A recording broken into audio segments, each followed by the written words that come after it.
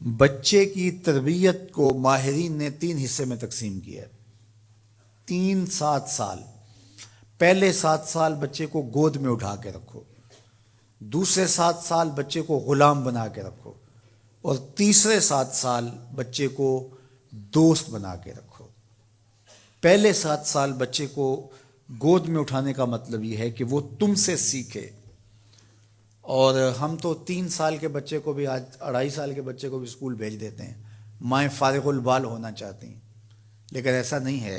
یہ ہماری فکری لغزش ہے کہ بچے کو اتنی جلدی اسکول بھیج دیا، اور جب ماں سے سیکھنا تھا تو وہ وقت ضائع کر دیا۔ آج بھی جاپان میں 7 8 سال کا بچہ اسکول جاتا ہے، اور آج بھی کچھ اور ممالک کے اندر بھی انہوں نے یہ طے کر دیا ہے کہ 7 سال سے پہلے بچہ سکول نہ جائے، تو وہ گھر میں بیٹھ کے سیکھتا ہے۔ یہ اس کی تربیت کا مرحلہ ہے، اس کا یہ مرحلہ یہاں مکمل ہونا چاہیے۔ اس کے بعد جب وہ جائے گا تو اس کے قواعد مضبوط ہو چکیں گے اور وہاں جا کے سیکھے گا۔ یہ پہلا اس کا مرحلہ یہاں سیکھنے کا ہے۔ ظاہر ہے باپ تو وہ توجہ نہیں دے پاتا، تو ماں کو بھرپور توجہ بچے کی طرف دینی چاہیے۔ عمومی طور پہ ماضی میں مائیں اپنے بچوں کی تربیت میں انتہائی مبالغہ کرتی تھی اور بہت زیادہ محنت شاقہ کرتی تھی، چونکہ ان کی توجہات کا کوئی اور مرکز نہیں ہوا کرتا تھا، اور وہ سمجھتی تھی کہ ہمارا یہی کام ہے کہ ہم بچوں کی اچھی تربیت کر لیں، اور چند بچوں کی تربیت ہی ماں کی ذمہ داری ہے، اور یہ اگر احسن طریقے سے نبھا دے تو اس نے اپنا حصہ امت میں بھی ڈال دیا، معاشرت میں بھی ڈال دیا، اور قوم بنانے کے اندر بھی اپنا حصہ ڈال دیا۔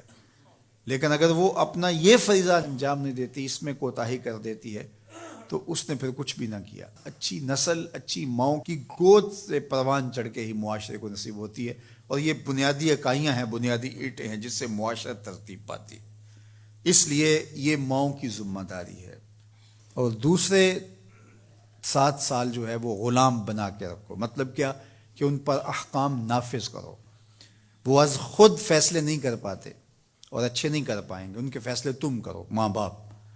اور پھر اس کے بعد اگلے 7 سال جو ہیں وہ ان کو دوست بنا کے رکھو، چونکہ عموماً جو ہے وہ 14 سے 21 سال تک کی عمر کے بچے جو ہیں وہ دوستیوں سے، اطراف سے سیکھتے ہیں، چونکہ وہ اگرچہ تمیز نہیں رکھتے ہوتے پوری طرح، لیکن پھر بھی ان کی طبع یہ ہوتی ہے کہ وہ سمجھتے ہیں کہ ہم اطراف سے اچھا سیکھ سکتے ہیں، اور وہ بعض کا ماں باپ کو دقیانوس بھی سمجھنے لگ جاتے ہیں۔ تو اس وقت ماں باپ تھوڑی سی حکمت کے ساتھ ان کی دوستیوں پہ غور کریں کہ ان کی دوستیاں غلط لوگوں سے نہ ہوں۔ میرے اور آپ کے آقا مولا نے ارشاد فرمایا، المرء علی دین خلیلہ فلینظر احدکم من یخالل۔ ہر شخص اپنے دوست کے دین پہ ہوتا ہے، اور آپ دیکھیں کہ آپ کس سے دوستی کر رہے ہیں۔ اگر اس کا دین خراب ہوا، اعتقادات خراب ہوئے، نظریات خراب ہوئے، اس کے اعمال اور اخلاقیات خراب ہوئے، تو اس کا رنگ آپ کے اوپر چڑھ جائے گا۔ اور رومی نے اس کو اپنے انداز میں کہا، تا توانی دور شو از یار بد، یار بد بدتر بود از مار بد، کہ جہاں تک ممکن ہو برے یار کی صحبت سے بچ کے رہنا۔ کہا کہ برا جو دوست ہوتا ہے، برا یار ہوتا ہے، وہ برے سانپ سے بھی برا ہوتا ہے۔ کہا کیوں؟ اس لیے کہا جب سانپ لڑتا ہے تو جان لیتا ہے، برا یار لڑتا ہے تو ایمان لیتا ہے۔ اس لیے صحبت سالے ترا سالے کنن، صحبت تالے ترا تالے کنن۔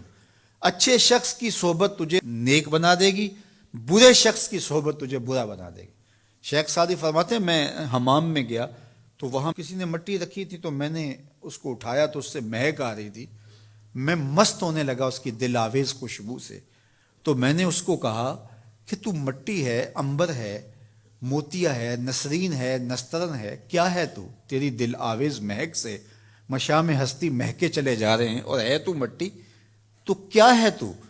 تو اس مٹی نے، شیخ سعدی فرماتے مجھے زبان حال سے جواب دیا کہ ہوں تو میں مٹی، مجھے اپنی اوقات نہیں بھولی، لیکن چند دن میں پھول کی صحبت میں رہی ہوں۔ جمال ہم نشیں در من اثر کر، وگرنہ من ہما خاکم کے ہستم۔ اس نے کہا ہوں تو ذات کی مٹی ہی، لیکن میں گلاب کے پھولوں تلے تھوڑی دیر رہی ہوں تو میرے یار کا جمال میرے اندر سرایت کر گیا ہے۔ تو ذات کی مٹی ہوں لیکن صحبت میری پھول سے رہی۔ یار مٹی پھول سے صحبت پیدا کر لے تو اس سے مہک آنے لگ جاتی ہے، تو یار بندہ صالح صحبتوں کا انتخاب کر لے تو اس کی زندگی کیوں نہیں بدلتی؟ تو اپنی اولاد کو صالح لوگوں کے پاس بٹھانا سکھاؤ۔